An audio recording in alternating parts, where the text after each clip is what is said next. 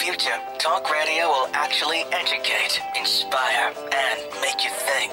The future is now. Topics and music that affect your life from Universal Broadcasting Network. Tune in at ubnradio.com.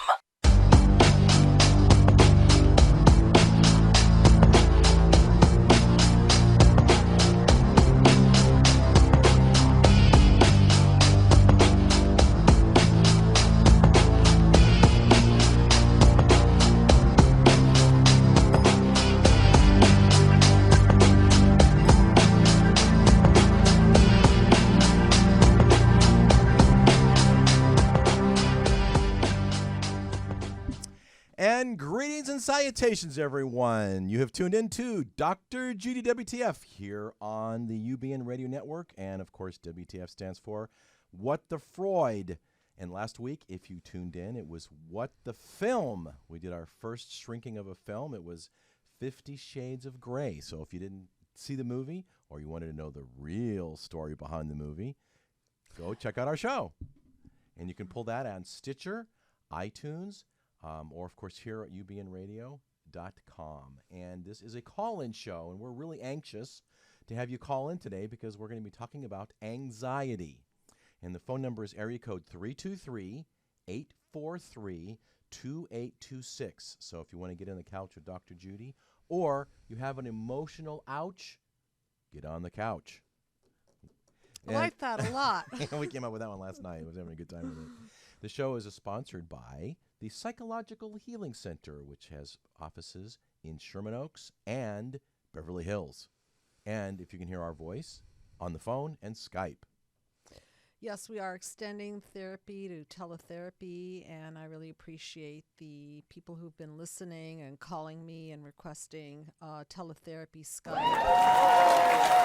Wow. We really appreciate it. I didn't know I had such a big audience. It's incredible. Oh, you have no idea, Doctor. So anyway, we're a little anxious about talking about anxiety because that is our topic. And in the context of what we have been talking about, which is a lot about how wounds are created and how people have big reactions to wounds, and then they have to basically heal those wounds or else they repeat those wounds, which is why we call the show Dr. Judy WTF, because what happens is that we repeat the cycle of the re-injury and we get into relationships that re-injure us, hoping that we're going to heal, but unless the healing is really conscious, unless two people are willing to get their butt in therapy and really work hard at it, oftentimes what happens is a lot of chaos and breakdown and, of course, anxiety and then a repeat of the whole thing, whether it's with the same partner or a different partner.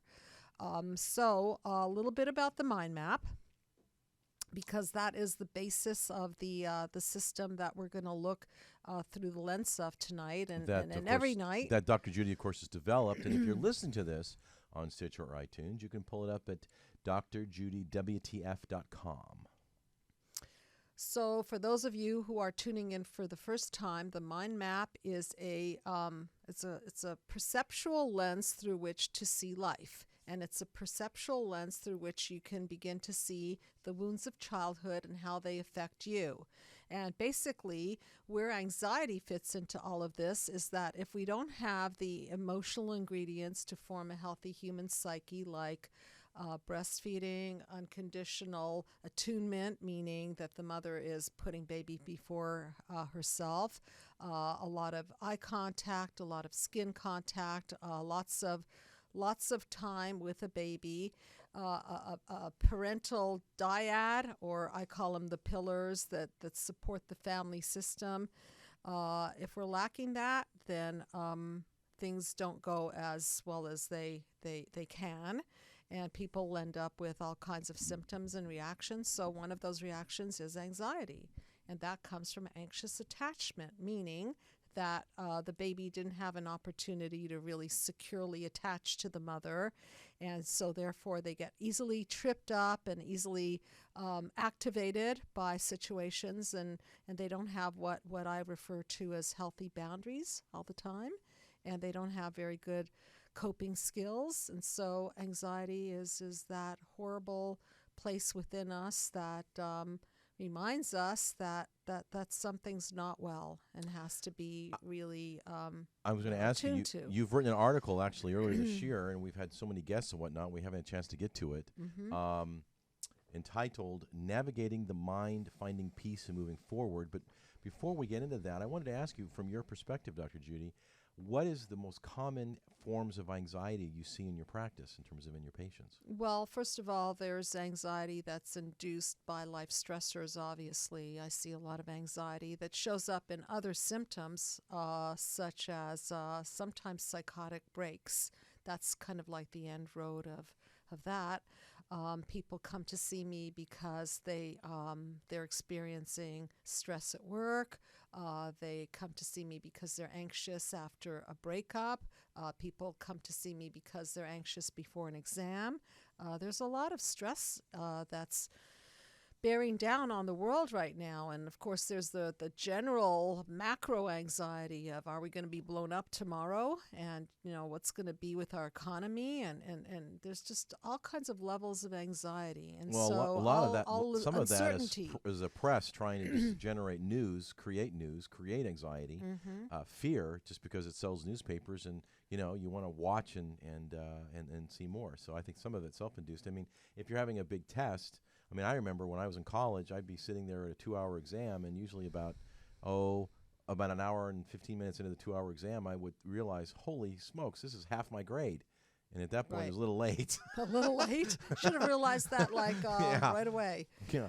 I usually came out okay, but it was just to realize that, oh man, this is half my grade. Oh, this is really exciting. But the truth of the matter is if we have a very strong foundational sense of our core, the fiber of our being, if we've been properly attuned to, and if we have all those emotional ingredients, we're much less prone to break down, and so that we're hardier. And, today, who's that hardy? Not many, because parenting is gone. In essence, women are going back to work way too soon, leaving their children in the hands of child care. And this is not to blame or shame anybody, but, nature doesn't care. The baby needs mother, period, or primary caregiver. That could be father, doesn't matter, but they need a primary attachment figure. And the person who did a lot of work around this is a psychiatrist by the name of John Bowlby back in the 1930s, 40s. And he did a lot of work analyzing different attachment styles with his colleague Mary Ainsworth. And last year I had the pleasure of having his son, Richard Bowlby, present at one of the conferences over at UCLA, and I did have a chance to talk to Sir Richard Bowlby about what happens if you don't have this. And he basically said, well, if you don't have these basically primal attachment aspects in life, then you're pretty much effed unless you have some therapy and you heal of these wounds. And there are lots of ways to heal. But in that article that I wrote... Yeah, the article, again, is entitled Navigating the Mind, Finding Peace and Moving Forward. Is written January of this year, and you can actually find it on anxiety.org if you'd like to check it out. Or on my website. You can check... Oh, is it on your website too? Yeah, it's under blogs. Under blogs of drjudywtf.com, which is linked. Or if you really were lazy, you can write us at info@drjudywtf.com and we'll get it to you. And for those of you who want the Peaceful Healing Dialogue, I've had a lot of requests for that. It's now up on my website. It's under forums, and you can literally download it. There's tons of information on the website, and it's only going to get better and better. There's a direct link to the radio show, of course, and then there are so many episodes of topics that you can download, and I think from Stitcher, iTunes. And we are also expanding, iTunes. Yes, Stitcher and iTunes. We are expanding our stuff and the views and the streaming on YouTube. So you can actually go to YouTube as well, and we're working on that slowly but surely. Right. And find streaming if you want to watch the show as opposed to listening to it on YouTube. So just go to YouTube and punch in Dr. Judy WTF. And if you're near a computer while you're doing that, you can, of course, like us on Facebook. Yeah, we really do appreciate that. And back to the mind map, which is something that I came up with as a macro cosmic concept. It was really intended to heal global disconnect. And so I took that model and I microed it down to heal human disconnect. And it goes something like this. Do you want to throw it up there? Sure. People can actually see what it Yeah, is. there it is. There's water. Hopefully right there. I'll have there's water right there if you want. thank you. Hopefully I'll have my voice back Yep. in a minute. It's a 9-panel matrix that was developed by Dr. Judy about 12 years ago. It's from, through, to. So we go from the problem, through all the chaos and stuff, to a paradigm shift to the solution. And the ultimate goal of this is actually for you to think like a shrink, which is totally different than a lot of other therapists, because you're there for 2, 3, 4, 5 years and you're dependent on your shrink. And Dr. Judy's kind of quick and says, well, if you can do it yourself, you don't need me. That would be all the better for everybody. So. Right. And so the goal of therapy is to make you independent of the therapy and to teach you how to regulate your emotions, teach you about projecting your emotions on other people and how that's not too cool, and to really teach you communication skills so that you keep connected. And the whole theme of it is healing human disconnect. So the article that I wrote, which you can find at anxiety.org or on my blog page, has to do with how anxiety is created. And in this case, I cite a case study about, I call her my incubator baby. And she's a young girl that I treated. I think at the time she was 11 years old. I haven't seen her in a while, but she could not sleep at night. So she was suffering from anxiety, but it was manifesting as a sleep disorder. She kept pacing around, couldn't find her peace. And so at 9 years old. And thanks. I think she was about 9 or somewhere around there. She wasn't 19 or 29. She wasn't like 9. Yeah. And the problem is that everybody was treating her behaviorally. Everybody was trying to manage her symptoms and reward her for, quote, good behavior, good sleep behavior. And it wasn't working because you can't reward somebody for their feelings. You can't punish people for their feelings. And what she was feeling was really anxious. Why? Because when she was born, she was placed in an incubator. And she was placed in an incubator because she was premature. So through no fault of her own, through no fault of her parents, there was a mother-infant disconnect because she didn't have what was necessary to form that healthy human psyche. The eye contact, the skin contact, the breast milk, the consistency, all of that attunement that's so necessary. And so her defense mechanism at that particular age, are we still online? Yes, we good? We are. Just hit the wrong button. Sorry. Oh, okay. Well, play away. Well, so her defense mechanism started breaking down, and by the time she ended up in my office, I think she was ready to discover the mystery of why she was wandering around at night. And by the way, I am writing up this case in my book, which will be out this year. Yes, promise, it will. Promise. Yes. And so in her case, we had to do a lot of connecting the dots and uncovering the work. But the foundation is that she didn't have that nice, secure attachment. And then she went symptomatic. So for those of you listening, if you're experiencing anxiety, there are different manifestations. Some people suffer from panic disorder. That's an anxiety disorder. That's where the anxiety just grows and grows and grows. And at the end of that journey, it just breaks down. And then there's a breakthrough of that anxiety, and the person is unable to contain themselves. Well, let's take a little rabbit track and talk about panic disorder. Again, this is on anxiety.org. It's characterized by panic attacks, which are short, sometimes less than 15 minutes, and tense fear and physical symptoms and feelings. Some of the panic attacks, what you feel is a sudden, surreal feeling of detachment from oneself, difficulty breathing, maybe feeling of choking, accelerated heart rate, dizziness and nausea, numbness and tingling. God, my girlfriend says she gets those near me. Sudden feeling of intense fear and anxiety. Oh, well, we'll keep That's going. because you're a panic attack inducer, Walt. Abdominal discomfort or chest pain. So if you have a lot of these symptoms, then what you are experiencing is a panic attack. So if you look at panel 1 and you look at that as a representation of the mother-infant disconnect or the wound, what we're now moving to is panel 1, which is the reaction to the wound. And if that reaction to the wound is so big, then it's interesting that they use the words feelings of detachment from the self, okay? Yes. So that's what we're talking about. We're feeling disconnected from ourselves. Why? Because how we learn to connect with ourselves is through the mother-infant connection. If that doesn't go wrong, we don't know how to stay connected with ourselves, and then we become, so to speak, undone, and then that goes into that chaos that I was referring to. So that's the panic attack.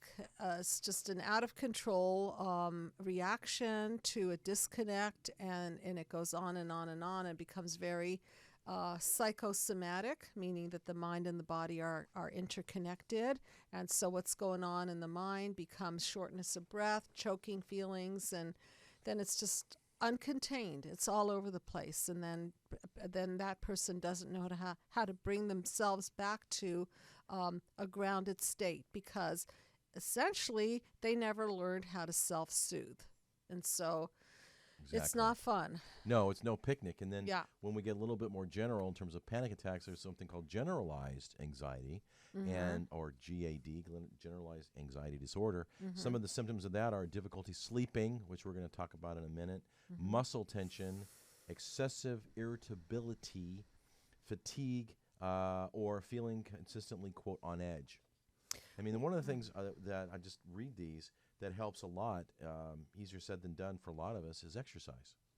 Well, exercise is a controlled way to bring the heartbeat up. And so I notice sometimes when I exercise and my heartbeat goes way up there, that I start feeling a little bit anxious, because sometimes it feels like it's in that out of control zone. So it's almost like replicating a bit of a panic attack, because the heart is beating. But at that point, if any of you know what I'm talking about, just tell yourself, I'm okay. My heart is beating quickly because I'm inducing a rapid heartbeat through exercise. So sometimes bringing some cognition to it, some mental recognition to it, brings you down a notch or 2 or 3, hopefully. But general anxiety is really all about not knowing where the anxiety is coming from. And of course, when we're babies, infants, we don't remember what happened to us, but we do have an impression of what happened to us through how we feel. And so it's the primitive brain, which is the amygdala, which gets injured, not our cognitions, which come later. And so this generalized anxiety is like a state of, I don't know what happened, something happened, I don't know where it came from, but I'm just having all of these reactions, which is different from a specific anxiety when you know something happened and you could say, oh, I'm anxious because. So it's kind of crazy making, isn't it? When you have this generalized feeling. It's very you don't know where crazy it's making. coming from. Yes. And if you feel crazy or anxious, and you want to have a little assistance today, because you can't do this by yourself. I'll elaborate in a minute. Give us a call, because this is a call-in show, and our number is area code 323-843-2826. And some of the factors contributing towards general anxiety disorder is chemical imbalances. Again, that's something that is beyond our control. But wait a minute, mind and body are interconnected, so it's not out of our control necessarily. They mentioned separately about abuses of biological agents, as alcohol, drugs, and prescriptions. Okay. So it could be a chemical imbalance internally, or of course abuse, or induced right, with alcohol, drugs, or prescriptions. Right. Long-lasting stress, family history of anxiety. Again, if you've got a really, really anxious mom, you might learn it from mom, and of course trauma. So those are just some of the. But again, I can't impress you enough that when you have these kind of things, it's very, very challenging to deal with it and address it and try and figure out how to work through it on your own. And sometimes people express anxiety through phobias, for example, so that they'll project their anxiety onto an object because it takes it from general to specific. So they could say, I'm anxious about spiders, or I'm anxious about snakes, or I'm anxious when I get in an elevator, or I'm anxious when, whatever that is to the person. And so it brings a kind of a semblance of control so that the person feels like they have a handle on it. Okay, if I keep away from the snakes and the spiders and the elevators and the thises and the that's, then I'll be okay and I'll be able to control it.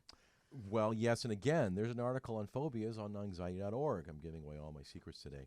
And again, they talk about a snake. Right? You may not even know that you're absolutely terrified of snakes. It hasn't come up in a long, long time. And all of a sudden, you go on a hike with a real good friend. Hey, I need to get some exercise, I need some air, and you come across a snake, and boom, there you go. You've got a full-fledged anxiety issue with snakes. But some of it is reality based because snakes are dangerous and heights are dangerous, and so okay. But a specific phobia is going to extreme lengths to avoid an activity or object because of fear of danger or harm. Right. There's two types of phobias here. There's social phobia, fear of being humiliated or underperforming in social situations like public speaking or even just going to a public restroom, or there's one of feeling discomfort in a situation where escape is difficult or help is not readily available. Right. And some of the people that I see in my practice have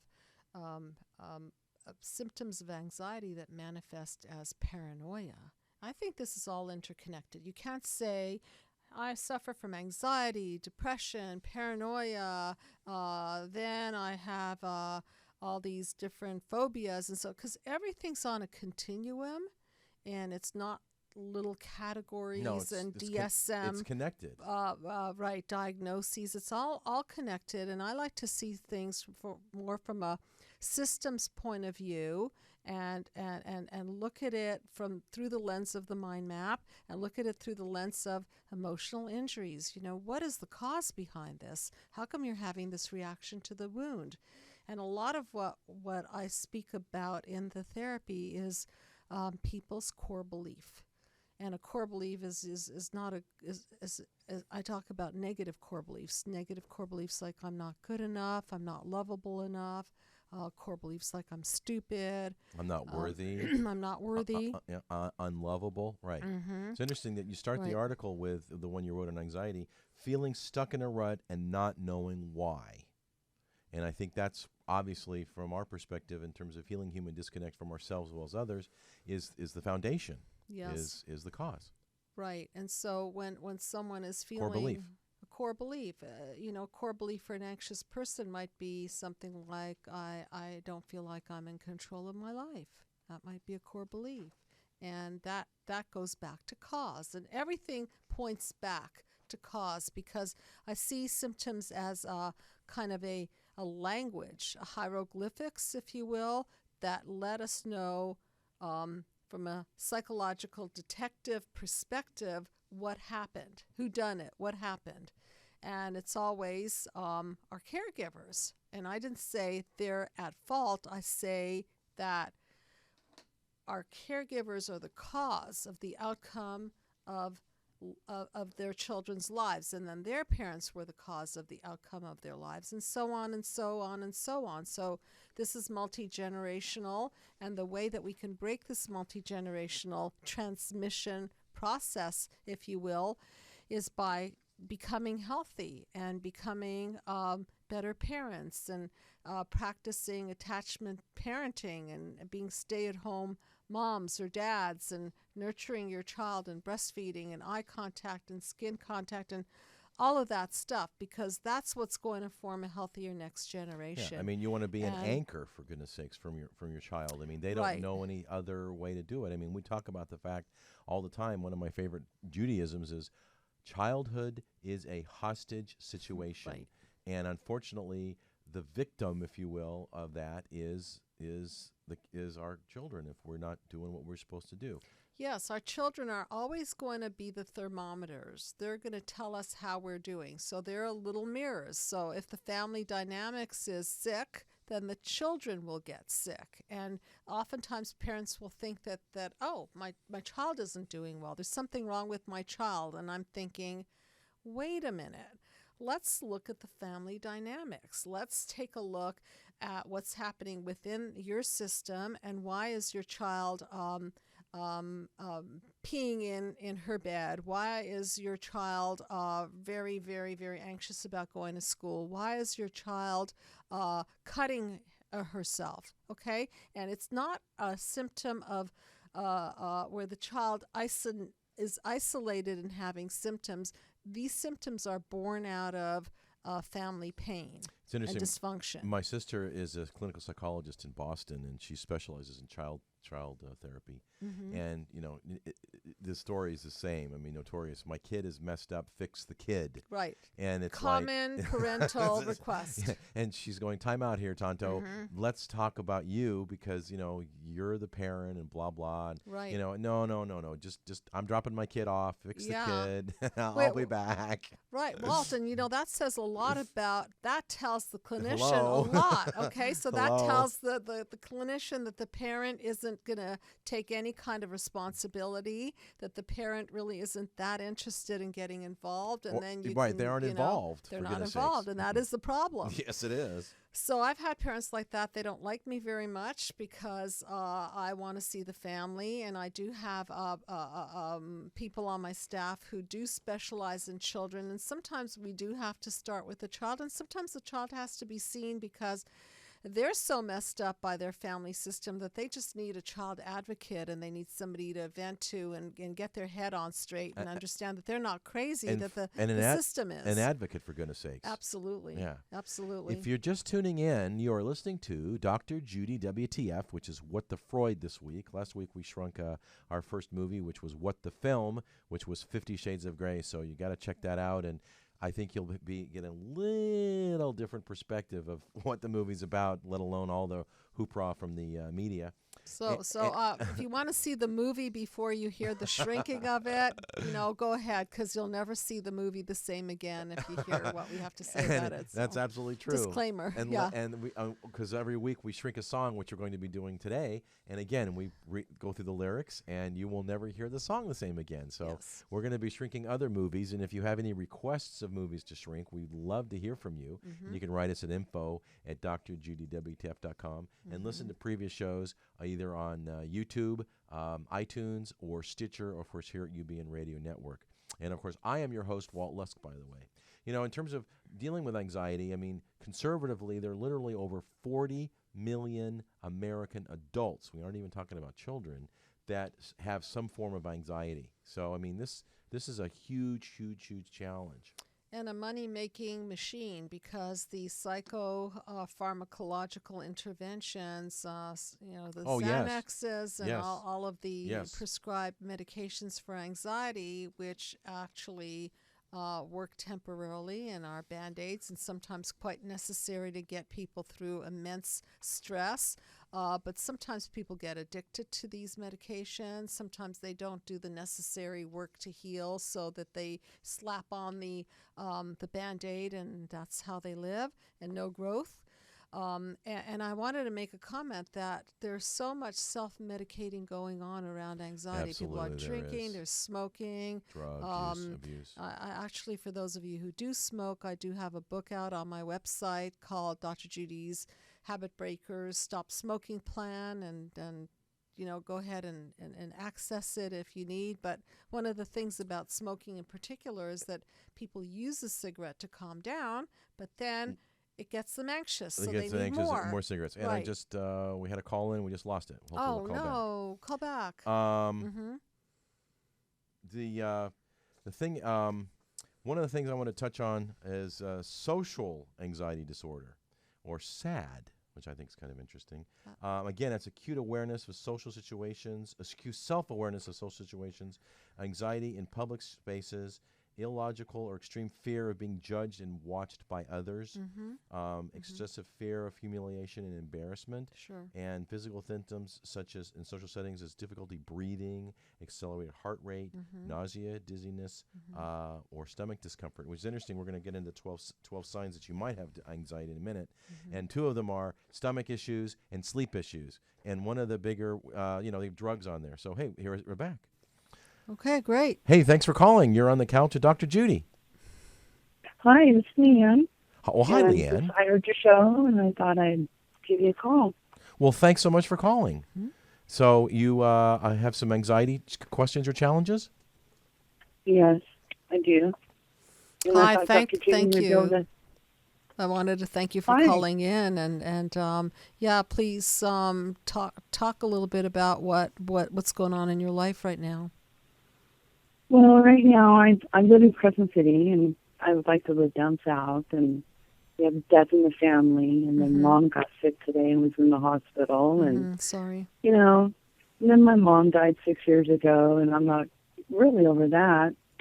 And plus, I just have it just because I'm bipolar, I believe. But it's been worse lately. So you think that you're bipolar? Oh, I've been diagnosed bipolar disorder. Gotcha. Okay. So speaking of inability to self-soothe, I mean, you've got a lot of emotions running through your system, the ups and the downs, and then take that and all the pressures and the losses. I mean, you've talked about losing your mother, and it sounds like you're not really complete with grieving her, correct? Correct. And then who recently got sick or died? Oh, just recently, Greg's dad died, and Okay. that was about a month and a half, 2 months ago. And his mom just got sick with pneumonia and was in the hospital this morning. We had to call the ambulance. So you're talking about Yeah. his mom has issues, and he just lost his dad. Totally. Oh, wow. And you're Yes. wow, and you're close to these people, and so you're being affected by this. Yes, I am. Okay. And so, what are you experiencing? You know, I know we rattled off a bunch of symptoms and talked a lot about what happens to us when we're anxious. What are you experiencing? I experience a lot of tightness in my chest and a lot of emotions that I just don't understand anymore. Okay. And I feel like I'm lost. Okay. Let's talk and about.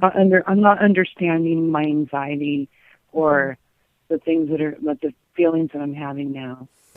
Okay. So when people say to me, "I don't understand," that cues me to think that there's something that they're unconscious about. And the most unconscious area, of course, is the first few years of life. So if it's okay with you, let me ask my key questions about your first few years of life. Is that okay with you?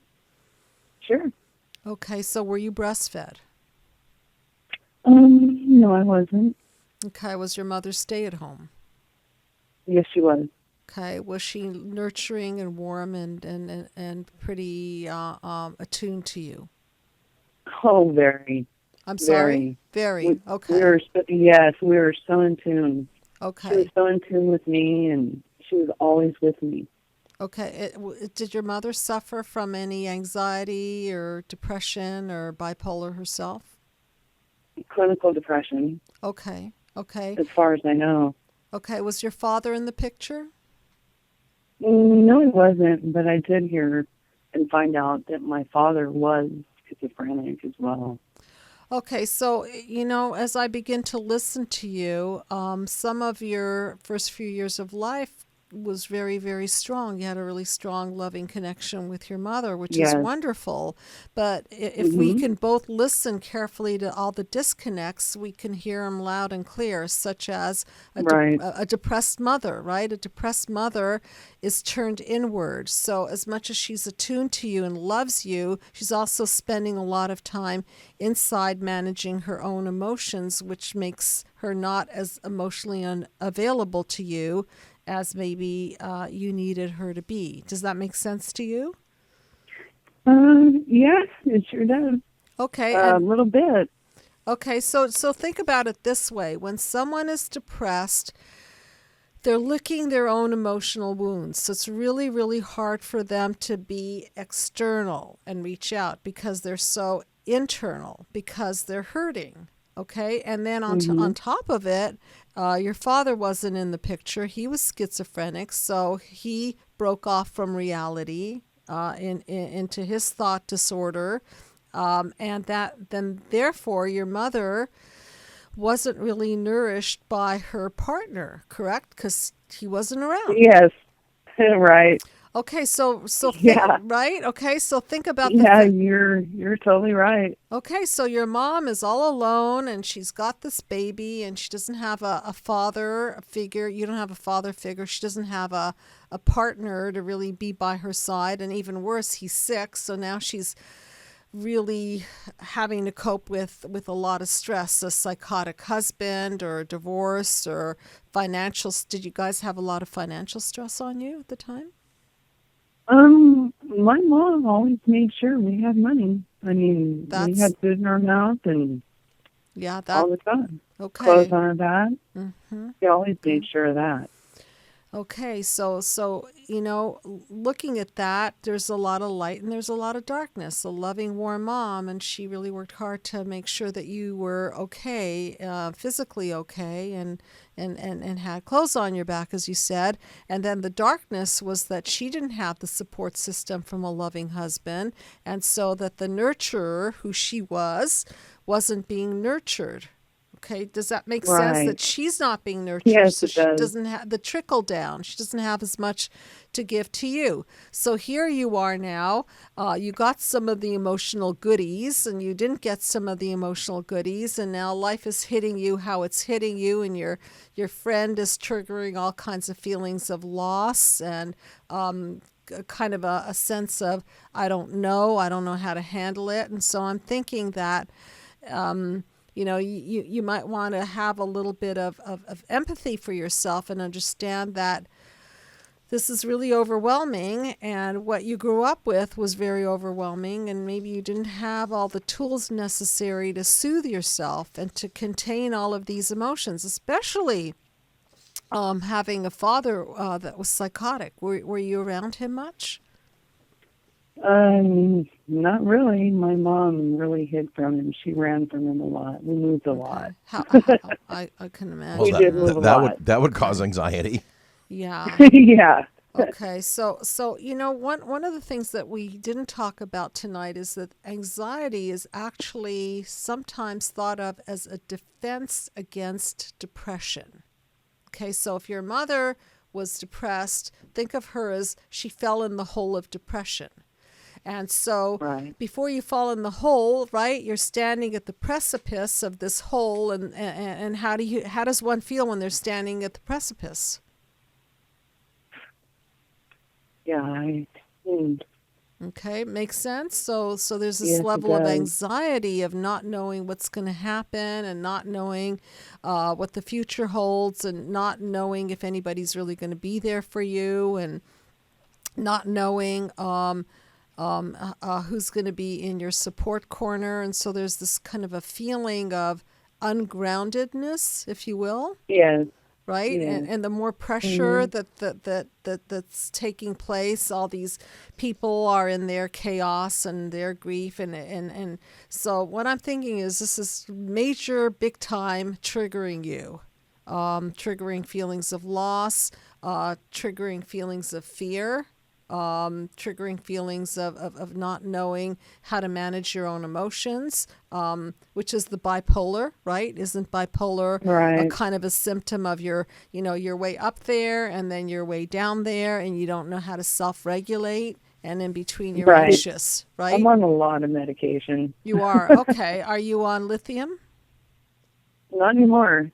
Not anymore. They took that away. They put me on two tranquilizers. Which one? No. I take Zoloft, Remeron, Trazodone, Klonopin, Ativan. Okay. Wow. Okay. Resperdone. Okay, now, being kind of a healthy thinker, do you also watch your diet and exercise? Are you pumping some good organic food into your system? Are you balancing yourself nutritionally? Because certainly medication takes a toll on the body, and so you want to make sure that you're getting nutrients into you. Are you careful about that? Well, I just lost over 100 pounds, Oh my 100 God, pounds. 100 So, pounds. over the Wow. last year. Mm-hmm. So, I'm weighing 135 now. That's beautiful. How did you And do that? I counted calories. You counted calories? Did you go to I, did, something like Weight I didn't. Watchers, or how did you do No, it? ma'am. No, ma'am. I sure didn't. Mm-hmm. I went just 2,000 calorie limit a day, and Mm-hmm. that's where I kept it. Oh, You that's make I it didn't so- go very. over 2,000 calories. You make it sound easy. It It's was all a easy, numbers counting game. calories. Well, we want to have you back because maybe you'll lead the show on how to eat on 2,000 calories a day and be the light for a lot of people. So here's what I want to suggest. First of all, you need to understand that the people around you are going through a lot of grief and loss. Okay. Right. And so Okay. I understand that you want to be loving and empathic, but you also need to pull yourself away from this because we get infiltrated, right? We get infiltrated with other people's dis-ease. And so whatever you need to do to have your own island of mental health, whether it's exercising or doing whatever it takes to take you into the happy zone, you deserve that. Okay, so you don't have to constantly marinate in the dramas of other people's lives. That's one thing. Okay. Oh boy. Oh That would boy. be awesome to get that off my shoulders. Well, boundaries, right? You have the right to be Right. happy, even if people are dying around you, even if people are falling apart around you. You know, if they're taking you down, then you're going to be of no value to them. And then the other thing that I do want to suggest, and seriously, we do have a sliding scale opportunity to go through the mind map system and really identify the wounds of childhood and filter them through, because all of this stuff is stuck in you and it's chaos all over the place and mood dysregulation. And so it would be really, really interesting and probably very, very enlightening for you to go through the system if you want to. Of course, it's voluntary. And to get yourself in a place where you really understand the cause behind it. Because right now what you're saying to me is that I feel that I'm at the effect of all of this. So yes, we are at the effect of the first few years of our lives, but now we can turn it around, clean out the wound, and reboot and be the cause. And I would love you to go through that system. So if and when you're ready to do that, just contact me and I'll put you in touch with one of my interns who are in training.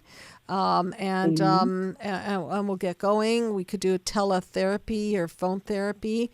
And for right now, the main thing is that you have a right to be happy, and you have a right to learn how to regulate your emotional thermostat. So start experimenting. Yoga, meditation, breathing, nutrition, anything that soothes you.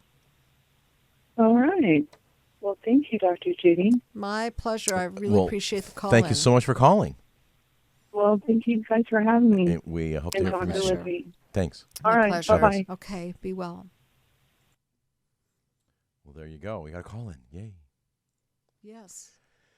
And in lieu of the time, folks, we have been talking about anxiety, and just had a call regarding that issue. And it is actually pretty close here to time for us to shrink that tune. We won't be able to get into the 12 symptoms of anxiety, but that's okay. So this is a song. It was by request, I understand. Yep. It's called "Build Me Up, Put Me Down," and it's written by Scott Jensen and Scott Ross. Yeah, so thank you for this song, Scott Jensen, Scott Ross. And I'm going to read the words, and then we're going to play the song. Yep, we are. And so the theme tonight is anxiety. And so when I read this song, it made me a little anxious. So I thought, So you're anxious to put it on, put it on the show. Let's put it up on the mind map and the system, and Okay, so When I talk to you, you make me feel like $1 million. When I talk to you, you make me feel like I'm getting flowers. But then you change the way you talk, and it all becomes surreal. Thinking something was wrong, what has changed, and now it's strange, and now I feel like you. okay, so this really does fit in with our caller tonight because we're talking about kind of like a bipolar feeling. Somebody's in a relationship here, and at first they feel way up there. They feel like $1 million with the flowers, and then something switches. Okay, so think about that internal regulator.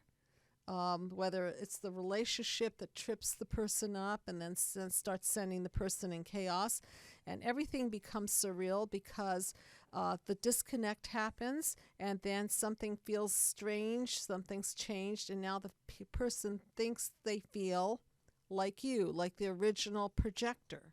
And so now we have two people that don't feel good. Oh, my. Yeah. Build me up, then you put me down. You build me up, and then I hit the ground. You build me up, and then you put me down. You build me up, and then I hit the ground. When I walk with you, you make me feel so needed, like I'm the best thing that's ever come to you. Then the look changes in your eyes, tone changes in your voice. Here we go again, without a choice, and I feel like you. So the person, I guess, the like you is the person that this person is talking about who maybe doesn't feel so good about themselves.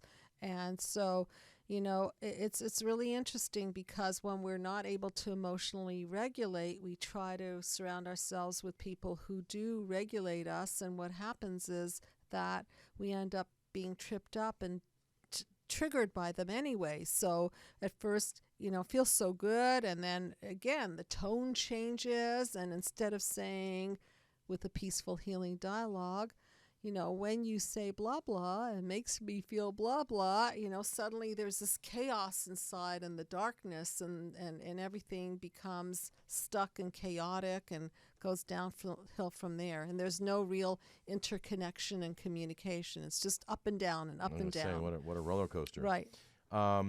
When you write to me, I read, you feel I'm so beautiful.